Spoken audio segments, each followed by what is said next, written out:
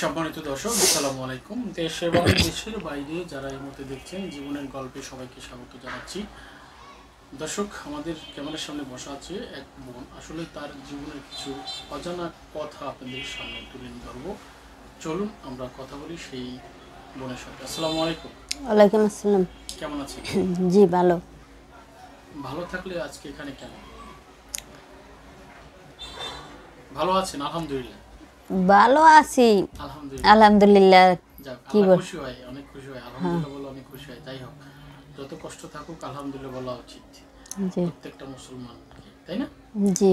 আচ্ছা, প্রথমে একটু নামটা জানতে চাচ্ছি এবং দেশের বাড়ি কোথায়? আমার নাম নাজমা, দেশের বাড়ি হচ্ছে বরগুনা। বরগুনা। জি। পরিবারে কে কে আছে? পরিবারে এখন আছি আমার মেয়ে, আমি আর আমার মা। তার মানে আপনার বিয়ে শাদী হচ্ছে, সন্তান আছে। হ্যাঁ। আর মেয়ের বাবা কোথায়? মেয়ের বাবা নাই, কেন নাই? তাকে আমি ছেড়ে দিছি। আপনি ছেড়ে দিয়েছেন? হ্যাঁ। তার মানে আপনি ভালো না? আমি ভালো না, হ্যাঁ এখন আমি ভালো না। আমি তো জানতাম আমি ভালো, মানে আমি যে একটা মেয়ে বিয়ে বসে কি ছাড়ার জন্য যে কোনো একটা কারণে হয়েছে। আচ্ছা, সেই কারণটা কি আমরা জানতে পারি? না হলে তো ভাববো আপনি ভালো না। জি জানতে পারবেন না কেন, অবশ্যই। একটু শুরু থেকে জানতে চাই, আসলে বিয়েটা কিভাবে হয়েছিল, কার মাধ্যমে? বিয়েটা হয়েছিল আমাদের দুজনের মাধ্যমেই। সে পছন্দ করে আমার বিয়ে করছে, মানে আমার অনেক ছোট থাকতেই বিয়ে হয়েছে।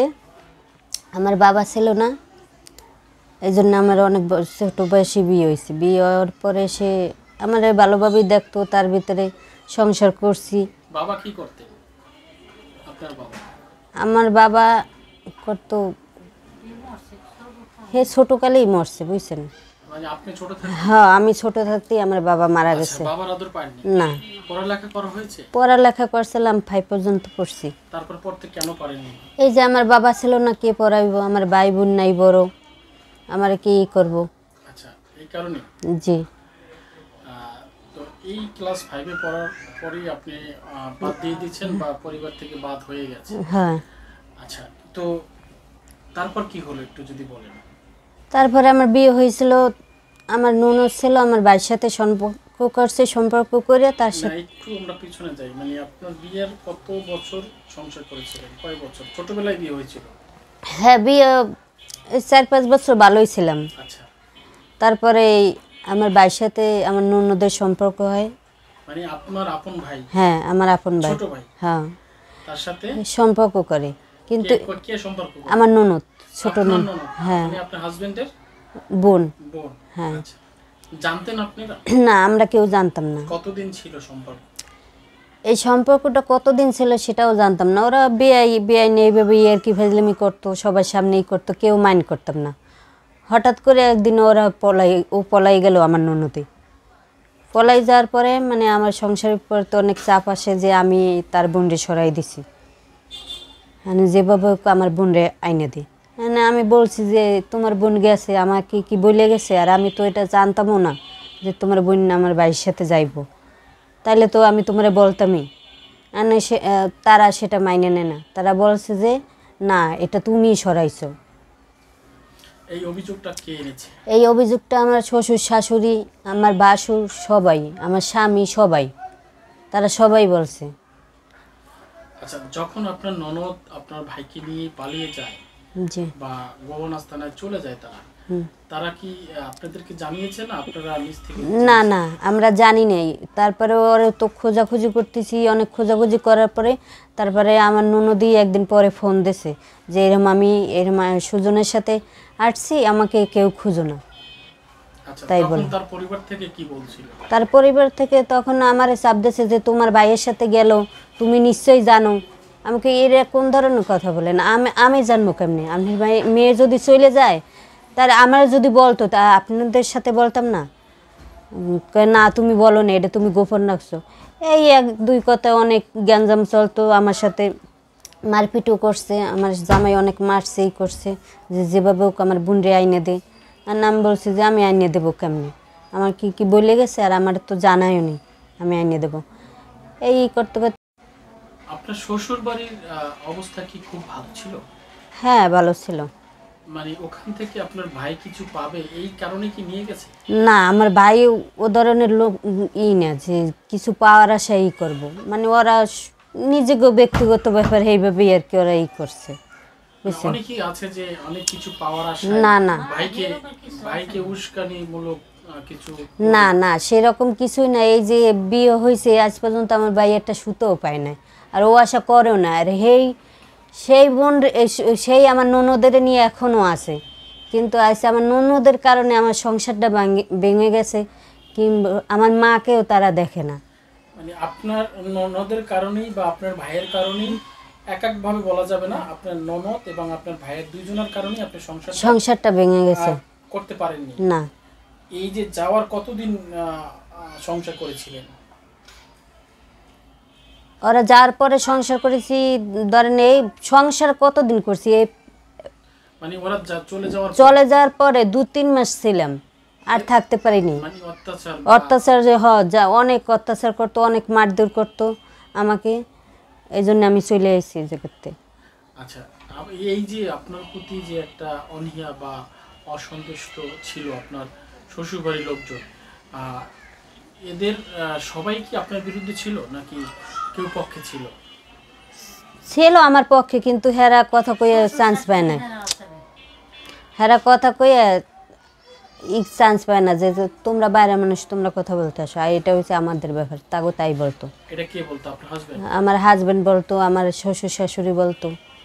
আচ্ছা, আপনি কি কখনো আপনার সেই আত্মীয় স্বজন যারা শ্বশুর বাড়ি আছে, ওদের তো আরো আত্মীয় স্বজন আছে, ভালো সম্পর্ক ছিল, জি 5-7 বছরের সংসারে অনেকের সাথে ভালো সম্পর্ক? হ্যাঁ, আমার অনেকের সাথে ভালো সম্পর্ক ছিল। সেই পরিবারের সাথে কি কখনো এই বিষয় নিয়ে আলোচনা করছি? হেরা আমার যেভাবে মারধর করে, যারা করে, এই যে মারধর করলে তারা ঠেয়াইতে আসতো, তারাও মার খেত।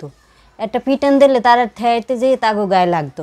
তারা আমার বুঝাইতো যে তুই এত মারধর না খায় তুই চলে যা, তুই এত কষ্ট করে এই জায়গায় আসিস কি লেগে, তুই কোনো দোষ করিস নি, তারপরে তোর এরম অত্যাচার করে তা তুই সহ্য করিস কে, তোর হাত পাও নাই, তুই করে খাইতে পারিস না, এরম করে হেরা বলতো। এই আমার আশেপাশের লোকই বলছে। আমরা হ্যাঁ, তাদের পরিচিত, আমার দাদা শ্বশুর হয়, দাদা শাশুড়ি, তারপরে এই যে চাষিরা, তারাই বলতো। আসলে তারপর আপনি কি সিদ্ধান্ত নিয়েছেন? তারপর আমি সিদ্ধান্ত নিয়েছি যে আমি এই জায়গায় থাকবো না। আমি অনেক সহ্য করছি, কিন্তু আর করতে পারিনি। তারপরে আমি এমনিতে চলে আসি। আপনার মাকে জানিয়েছিলেন এই বিষয়টা? হ্যাঁ, আমার মাকে জানাইছি। আমার মা কি করবো, আমার মাই তো একা। সে কি বলছিল? একটা মতামত দিয়েছিল? সে বলছে তোমার যেটা ভালো মনে করো তুমি সেটা করো। মানে কোনো চাপ সৃষ্টি করে না না, যে তোমার ওখানেই থাকতে হবে? না, সে সেটা বলবো কি জন্য? আমি একা বিয়ে করছি, তোমার ইচ্ছে মতো তুমি যদি ওই জায়গায় ভালো থাকতে পারো, তুমি জ্বালা যন্ত্রণা সহ্য করে থাকো, আর যদি না পারো তুমি সেটা ভেবে দেখো তুমি কি করবা। তারপরে আমি নিজেই সিদ্ধান্ত নিলাম, নিজে একা যখন গেছি একাই করছি। আচ্ছা, তারপরে যে সিদ্ধান্তটা আপনি নিয়েছেন, এই বিষয়টা যে আপনি তার সাথে সেপারেট হবেন, এই বিষয়টা কি আপনার হাজবেন্ডকে ক্লিয়ার করে বলেছিলেন?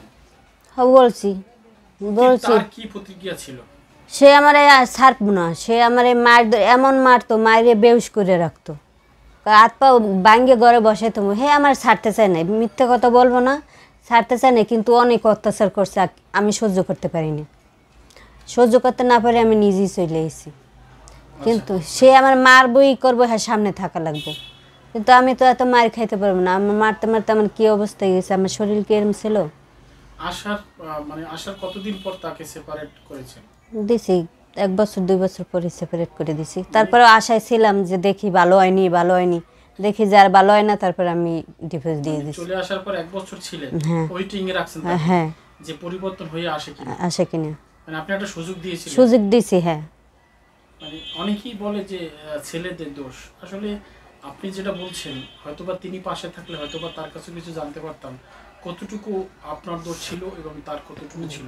দুর্ভাগ্য, আমাদের প্রোগ্রাম করার সময় আসলে দুজনকে একসাথে পাই না, আর একসাথে পাইলেও তারা বলতে চায় না।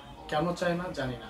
দর্শক, শুনছিলাম সেই বোনের কিছু অজানা কথা, এবং যে কথা কেউ বলতে চায় না বা যে কথা কেউ বলে না, সেই কথাগুলি কিন্তু তিনি বলে দিয়েছেন। আচ্ছা, 1 বছর আপনি সময় দিয়েছেন আপনার হাজবেন্ডকে, এর মাঝে কি একবারও কোনোভাবে আপনার সাথে দেখা করতে এসেছিলেন? বলেন। এসেছিল, আসার পরে এই আমার মেয়েটাকে দেখতে আসতো।